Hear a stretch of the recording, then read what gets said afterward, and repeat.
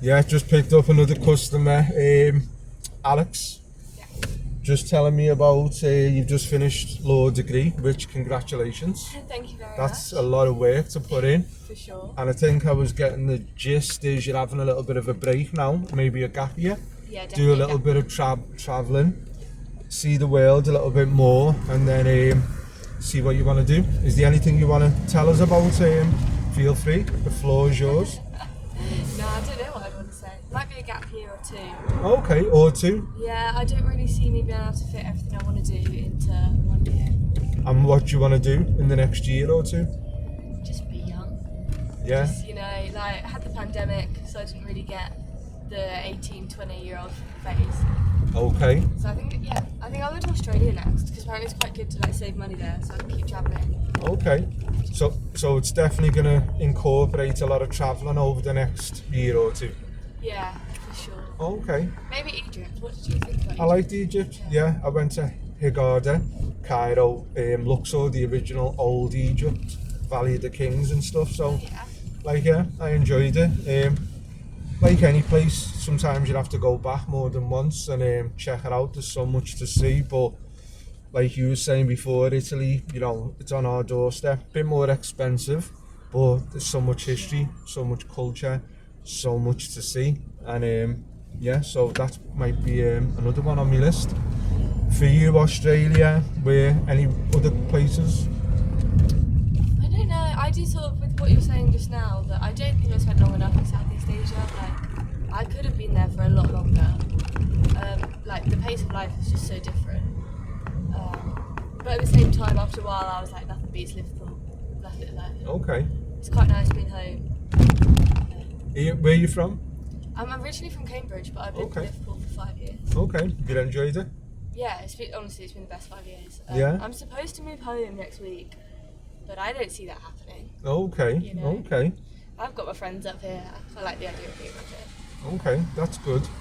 See, something I always ask people about is passion, yeah? Mm-hmm. So, I don't know whether you're familiar with Maslow and the hierarchy of needs. No, tell me about it. Just a lot of people who seem to have gone to uni get taught about him. You've probably heard about him. He talks about self-actualization, and us all reaching that kind of pinnacle in our life where we can get fulfillment from whatever it is we love doing. Yeah. Keep in mind that's different for everyone, yeah? But what's associated mainly with his work is a pyramid of the hierarchy of needs. Mm-hmm. So to elevate, you've got to tick certain boxes: food, shelter, security, love, relationship. Yeah, naturally. The more you tick them, you'd elevate, yeah? Kind of develops your consciousness as well. That being said, you're still young. Not everyone's got a passion, which is fine. But for some people, they do have one, and it's a bit innate, and it's in the DNA, yeah? So, do you have any... one other thing with Maslow. Because of the system we live in, for example, most people can't, monetize their passion or do it because you've got to put food on the table. Yeah. Makes sense, doesn't it? That's a big thing, isn't it? So, if you can tick that box, you'll elevate and then you can get to that position where you can. Do you have a specific passion? Is it law? And what type of law as well, by the way? That's a very big question. I like that. Is it law? No, probably not. But in a career sense, yes. Okay. I think it's the thing that I would find most fulfilling if I have to do it every single day. Which I'm going to have to, I have to get a job. Of course, yeah. So I have to accept that. And yeah, I think law's the most fulfilling. I was going to do criminal law because I thought helping people and stuff. I think I find quite a lot of fulfillment in relationships and interacting with people. Okay. So... Get on the taxis. I'm a terrible driver. No one would ever want that. But then I think as well, in criminal, it's very important to have a sense of self if you're helping others. And in the format and the way the justice system is, I wouldn't be able to maintain that sense of self, so I wouldn't maybe make the choices that would benefit people in the right way. It would be sort of benefiting myself and, funding cuts and everything. Okay. Wouldn't be able to make smart choices, I don't think. Okay. So what are you going to go into regards law? Is it going to be corporate, family? I think maybe family law. Family, yeah. But again, you've sort of got the same issues there, but not quite to the same extent. Okay.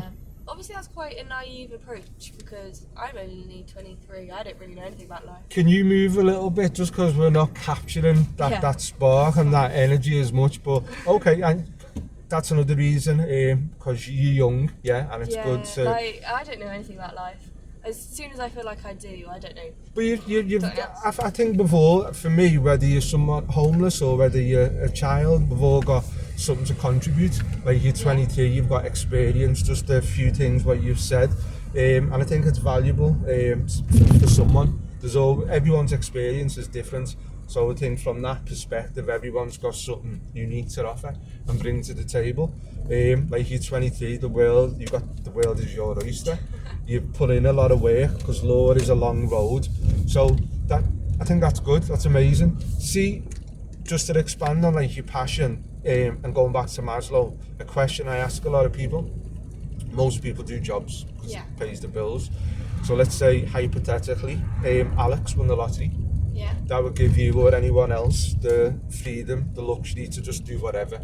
Would you still stick with law if money wasn't an issue, or would you just scale up your life? Now I understand a lot of people like take away looking after friends, family, traveling. At some point you'll have a void in your life and you've got to fill that void. Is there anything specific you would do? Would you get involved in a charity, or would you just, what would you do? See, that last bit makes me sound bad because I've been thinking about this recently. If I won the lottery, the first thing I do is I'm not paying off student loans or parents' mortgage. I'm probably going to go to a Chinese and buy everything on the menu. Oh, okay. I've always wondered what is that like? Okay, because I'll look at interesting. something and I'll be like, I don't know if I'm going to like it. Yeah. And it's far too expensive just to splash the cash. Yeah. But like, that'd be kind of a cool thing to do, just to go in like buy everyone's orders. Because as well, that's something I can literally do the second I find out. Yeah. Whereas like, I can't go buy a brand new Ferrari straight away. Mm-hmm. Like, I don't know. Maybe it'd be a kebab shop instead. Okay. You like your food? Yeah. For sure. No. Definitely. Yeah, I would also want to donate to charity and things. Okay, but I just think it's an exciting thing to go to a Chinese and buy everything. Yeah, no, like definitely. Everything in the McDonald's. That would be cool. Well, you're totally right, and I think that's the thing with like a Chinese menu or any menu. Most people have probably only had about 5-10 things, and there's so much to experiment and try. Yeah, but that's like a metaphor for life. Like, well, yeah. There's always so much to do in life, but you might think like, oh, I'll prioritise something else. And you might have good reasons, but it's fun to try something new. Yeah, definitely, yeah. And that's experience, isn't it? 1,000,000%. Yeah. See, for example, like, because some people, even like, let's say charities, yeah? Like, I find that a lot of people, they could work in a care home or they could, like, cat sanctuary, and they just feel that if they had the option, they'd just scale up that particular thing if they weren't doing it. But that being said, you're still young, and I think like you're finding your lane exactly what's what, which is totally fine as well. What would you do? I'd still do the taxis, but not every day. I'd cut my hours down, I'd do stuff online, travel, and see the world a lot more as well. But then ultimately I do like the writing, I do like the stuff, that's my like self-actualization. I do like knowledge, information, stuff, perspectives. That's why I'm doing this. Yeah. It's good a lifetime's not enough. You can just keep learning all the time, can't you? Taxi's quite a good way to do that then. You're just meeting people. Yeah, definitely, 1,000,000%. Is there anything you'd want to mention about Cambridge, or is there any particular, you haven't got a business, have you, at the moment? Like sometimes people have a business and they mention their business or a charity or a company or anything that comes to mind? No, I think I'm actually quite different to most people in that regard. I like the idea of working for someone else. Yeah. I like the stability that will come with that. And I don't think that necessarily means I have to give my life away. I think I just have to be quite careful that I don't get caught up in that. And I'm not the biggest Cambridge, I don't know the right word, supporter. Okay.